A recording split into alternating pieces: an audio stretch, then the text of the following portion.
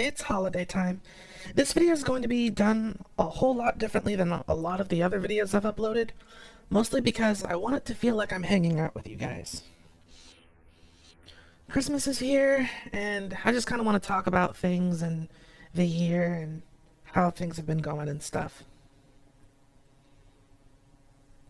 So, to sort of start things off, in one of my previous videos, I mentioned not really having a whole lot of, like, not having enough games to do like a top 10 or even a top 5 best games of the year.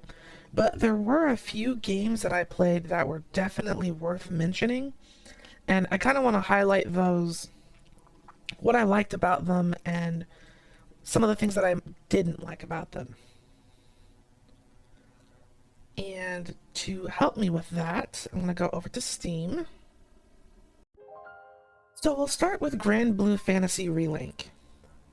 I really don't have too much stock in the Grand Blue series, but this game was genuinely pretty enjoyable. I was very much reminded of White Knight Chronicles. It was a PlayStation 3 game that I played a lot of back in the day. But the weird thing is that it wasn't the gameplay that reminded me of White Knight Chronicles, it was the way that the story played out. You spend a bulk of it trying to reclaim one of your friends who's been kidnapped by some unknown force or lady, and they want to use her abilities for something. And most of the game is spent chasing her down and trying to stop them from taking advantage of her. In White Knight Chronicles, you spend all of your time chasing after the princess of a kingdom who was kidnapped, and you kind of put together a ragtag group to go after her, and it's a very similar structure of you finally reach them, you get them back for a second, then they get kidnapped again, and it was just like nostalgic feeling. The gameplay was really snappy and fun. I could definitely tell that Platinum Games had a little bit of a hand to do with the way that combat plays out, but unfortunately, it kind of suffers from, like, the IP being a mobile game, in that missions outside of the main story are very short, very repetitive. They don't really have a whole lot going on mechanically unless you're doing some of like the in-game boss fights. And it's just it just feels like they didn't know how to implement more of the iconic features from Grand Blue Fantasy into an action game. So it's like this half mobile-esque game. All of the menus are mobile game-like, the way that you go about getting materials and stuff, and it's a little on the rough side. And it certainly doesn't help that this game received very little post-launch support when you compare it to Grand Blue Fantasy Versus, and of course, Grand Blue Fantasy itself, the mobile game. Relink kind of feels like the red-headed stepchild, and as a result, it wasn't something that I really wanted to finish, and it didn't really seem like it would be worth recommending to people, because a bulk of the content is spent doing the main story, the campaign, and I don't think that can be played in multiplayer. So it very much is one of those play it once and then forget about it. That campaign is decent, but not worth spending full price. I didn't really get my full money's worth out of Grand Blue Fantasy Relink, so I'll probably be going back to it at some point in time to see if it got any sort of updates or any sort of changes, but I kind of doubt it. Not the greatest game that I got this year, but certainly far from the worst. So while this next game didn't technically come out this year, it came out like at the very end of last year in December, so I'm gonna go ahead and count it. Snowbreak Containment Zone. The weird Sun Games third-person shooter, first-person shooter? No, it's third-person. That game is actually really fun. It has some really interesting character designs, and even though the starting portion of the story is completely and totally nonsensical, It definitely seemed like there was something going on narratively with all of the individual character stories and the event storylines. The gameplay was actually very, very competent considering what it was, and I ended up spending a whole lot more time than I thought I would on it. Especially considering that the only mobile game that I really, really genuinely love pretty much every aspect of has been Nikke so far. Snowbreak Containment Zone is a very, very close second. What drove me away from it ultimately was the lack of multiplayer. I just wanted it to be a regular third-person shooter that I could potentially play with some friends or other people. And while there is one singular game mode that you can play with other people, it's like a boss fight that kind of rotates from week to week, I think. And it's not really what I want. There was an event where it was like a tower defense thing that lasted a little bit longer, but it was nowhere near as satisfying as I wanted it to be. Still, if for whatever reason something catastrophic happened with Nikke and Shift Up, Snowbreak Containment Zone is probably my next go-to gacha game. Hopefully it's doing well. I see that it's doing positively. It went from mixed to positive on Steam. That's really good. And I noticed there was an issue with censorship, but I heard from someone that they did something similar to what Girls Frontline 1 did, and that you can do something to remove it in-game without necessarily having to mod it. So if that's true, that's also really cool. A little bit of a change of scenery for this next game. Outpost Infinity Siege. Now, I've made several videos about Outpost, and you know that I absolutely love this game. For a bunch of reasons. One, they were very, very quick to take player feedback and implement it as quick as possible.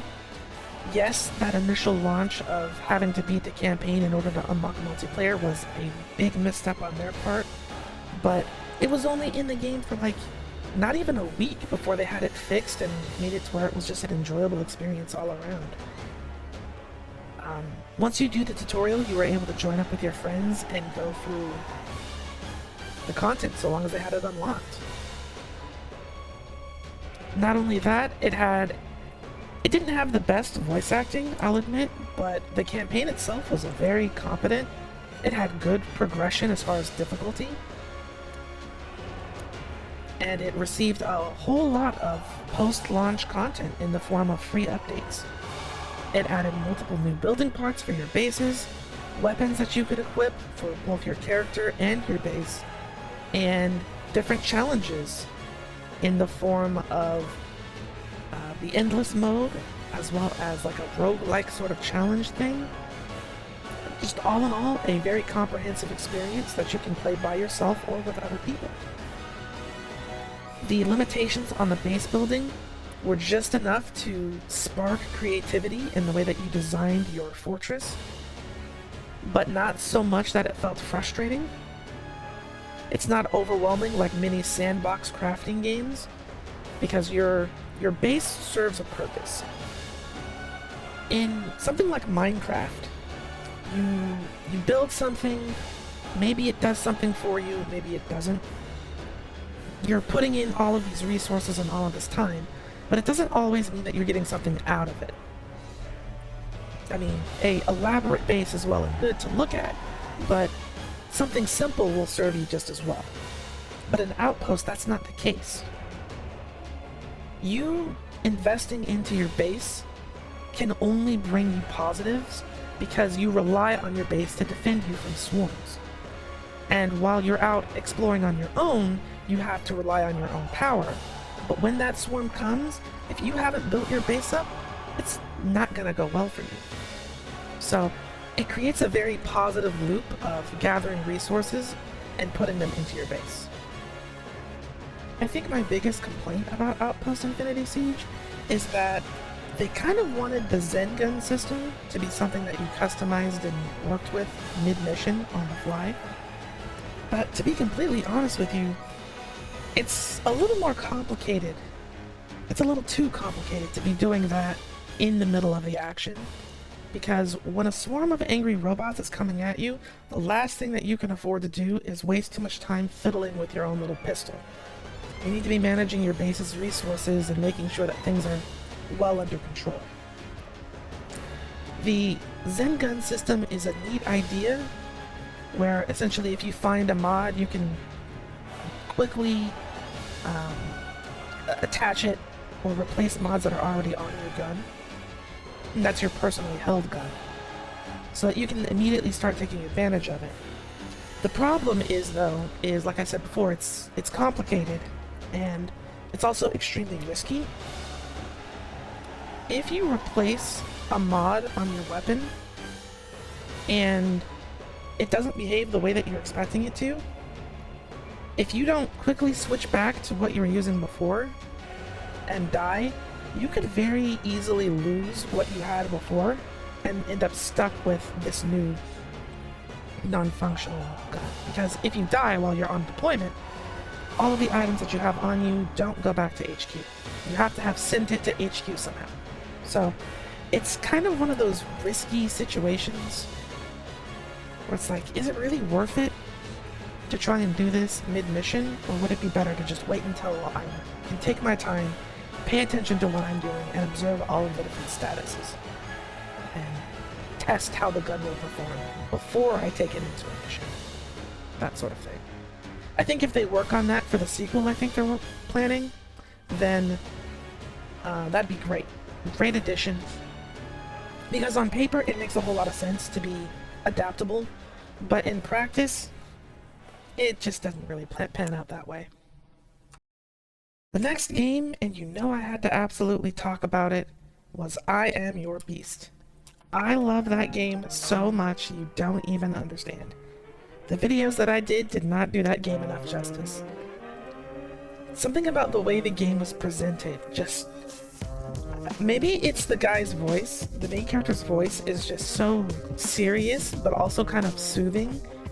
But you can feel it when he gets angry or upset, like you can hear it. And the way that they do his like breathing and stuff, it's just like every time he spoke, I was like all attention, 100% locked in. It was so good. And the fact that the gameplay was so smooth, challenging, it just, I don't know, it did something to me. It awakened something in me. I was like dreaming up game mechanics that weren't even actually there. That's how you know you have a really good game, when in my head you're able to slide. Like, it's a parkour game, so obviously you should be able to slide, right? Yeah, the game definitely had sliding and it felt really good. Except for the fact that the game absolutely didn't have sliding at all, and I completely made it up. But I'm not, like, that doesn't hurt the experience of the game at all, because when I go back to play it again, it still just feels good. So good that my brain just auto-completes a mechanic that isn't even in the game. Ah, I Am Your Beast was a treat. Such a good game. It makes me so happy to think back on it, because there were a lot of frustrating parts in it, and a lot of parts that I didn't handle very well, but I still just had a ton of fun with it. It's so good, oh my gosh. And it came at one of like the best possible times, because I was really, really struggling to find something. You know, I was kind of down in the dumps thinking that I had been overly negative about a bunch of different things, and then here comes this game, like, nope, you're still capable of fun, you still love it. Good stuff, good stuff. I hope, I'm not gonna say I want them to do a sequel, but I definitely want this level of presentation in another game from the studio. Strange Scaffold, I'm got my eyes on you. Whatever you do, count me in. I'm so ready. I'm so ready. Excellent game. And then it looks like there's just enough games that I enjoyed enough to talk about to actually make a top 5. Because the last game of the year 2024 is Atlas. Like I said in my early access kind of video, my first impressions of it, I had been following the Twitter artist for a while, and I had a friend who's been following them very, very, very closely. But I wasn't really anticipating them to release a game, let alone one that had this level of, like, I won't say entertainment value, but this game reminded me a lot of a bunch of past experiences that I really enjoyed. And it had that dungeon crawling aspect, and it's doing like a faux MMO thing, which I think is absolutely really interesting. For an indie project, for it to work this well, this easily, is very, very impressive. And I think that they've struck gold with Atlas. I'm excited to see what they add to the game, and one of the reasons why I haven't gone back to play it since that initial video is I don't want to burn out on the game before it's done. You know, I've read the roadmap and like the planned content that the developer wants to add, and I'm just like, I'm excited for it, but if I play it a ton now, there's a good chance that I won't want to play it when it's done. And I kind of sort of experienced that with Ultrakill, in that I played all of the first chapter, and then when they added the other chapters, I didn't go back because that game is really complicated. And you know, when you get to the end of chapter 1, you have to be relatively decent at the game, and chapter 2 picks up right where chapter 1 left off in terms of difficulty.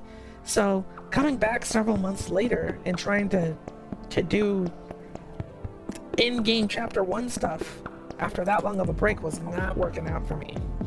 So I definitely will go back to Ultrakill. I just need to replay through all of chapter 1 again and keep the skills fresh so I can do the whole game in one go. I don't want that to happen with Atlas, because I can tell that that game is absolutely going to ramp up in difficulty, and I need to be fresh for it. And I want that. I want a complete experience rather than trying to play the game in chunks. But it's a great game, great price, and a very unique experience for a game that isn't actually an MMO and developed by one or a few people. I think that this style of being able to play a game alone or with other people online is a great direction for indie developers to take, since, you know, the bigger budget games want to be live service games. A game like Atlas allows indie developers to kind of mirror that with what I would imagine is a significantly lessened budget. So more games like this, please. More games like this, and I Am Your Beast and Outpost, and tell Psy Games to support Grand Blue Fantasy Remake.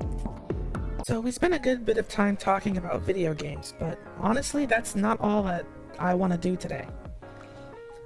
This year, we had a lot of ups and downs, and I just kind of want to take a second to reflect a little bit. There were a lot of, unfortunately, abandoned projects, incomplete projects, and things of that nature.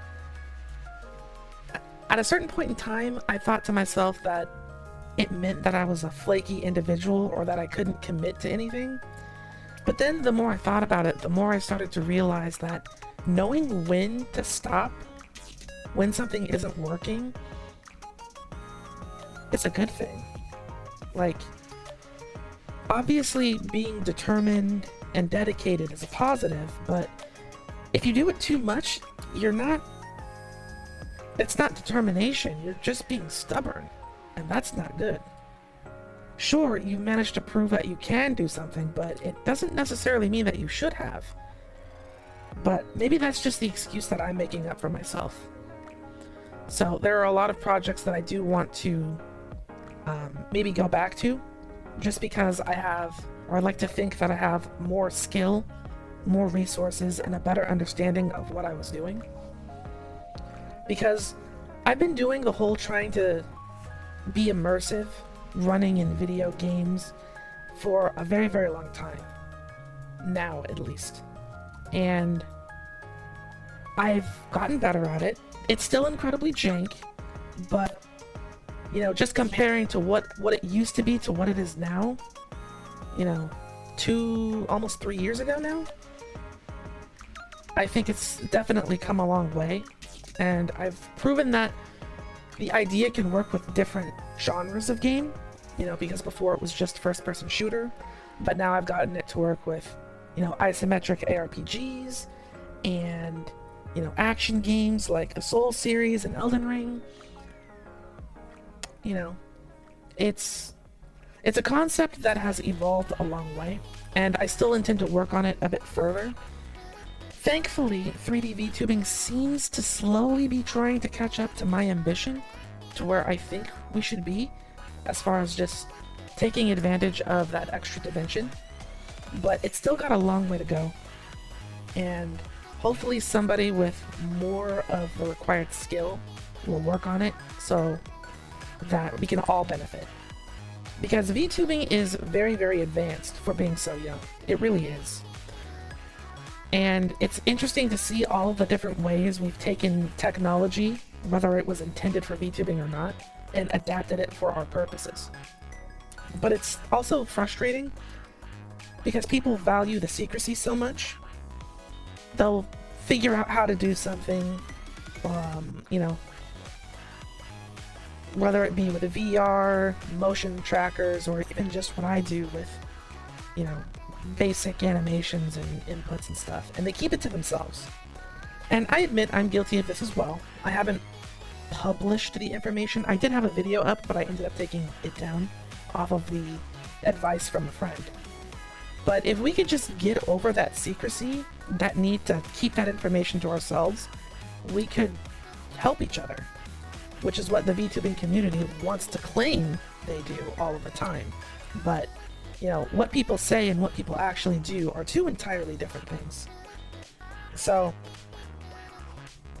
that's something that I hope changes in the near future, and it's something that I'm working on changing, because this isn't the only thing that I want to do. Like, immersion in video games is important to me, yes, but it's not my only idea, far from it. And I think we're finally reaching a bit of a plateau when it comes to immersion in video games with VTubing, that I'm almost ready to move on to the next big thing. And I'm excited to share with you all what that is. Not right now, later. There's still a few things that I need. I unfortunately wasn't able to earn enough money to buy some of the equipment that I would need to fulfill those ideas. I came close a couple of times, but it's been a rough year. Not just for me, but for pretty much all of my friends and even my family.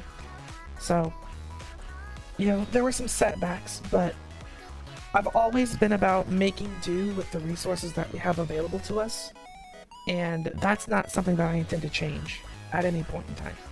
So, if you don't have all of the fancy gadgets and doodads, guess what? It's up to you to use your creativity, your talent, your skill, and some of that determination in order to take what you do have and turn it into something great.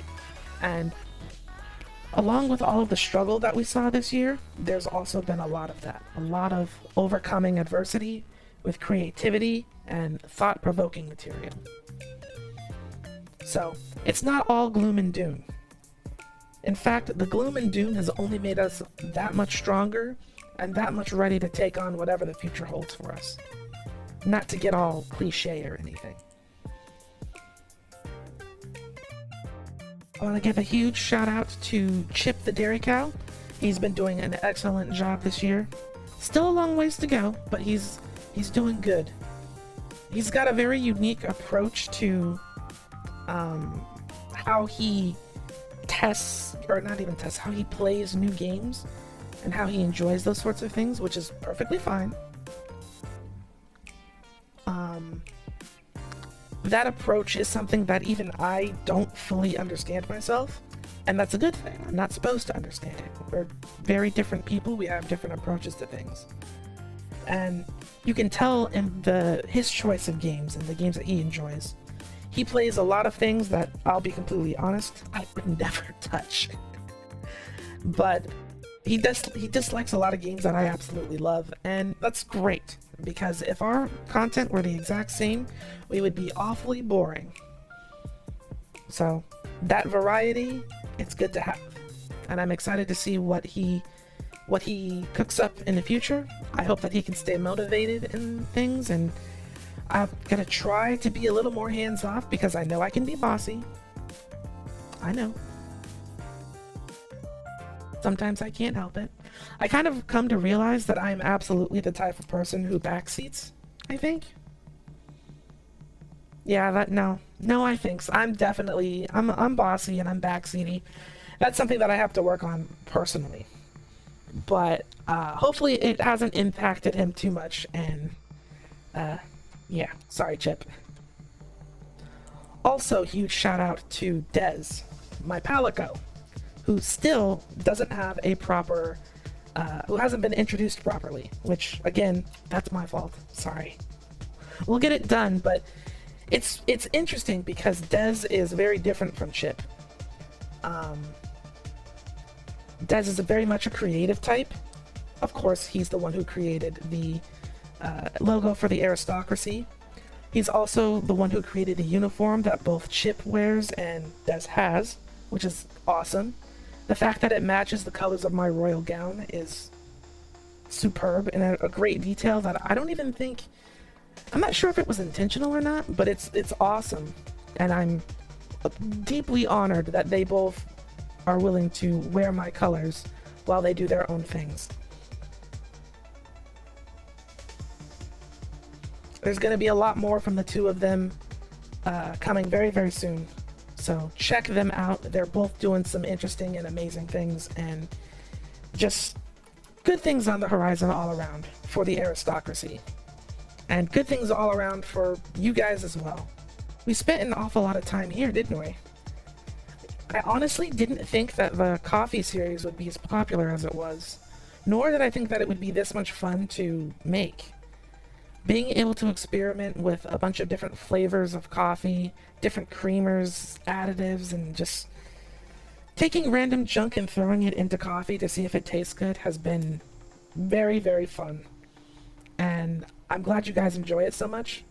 And I know that not all of you enjoy coffee, so it's been great to see this level of support for this little experiment that definitely has panned out very well.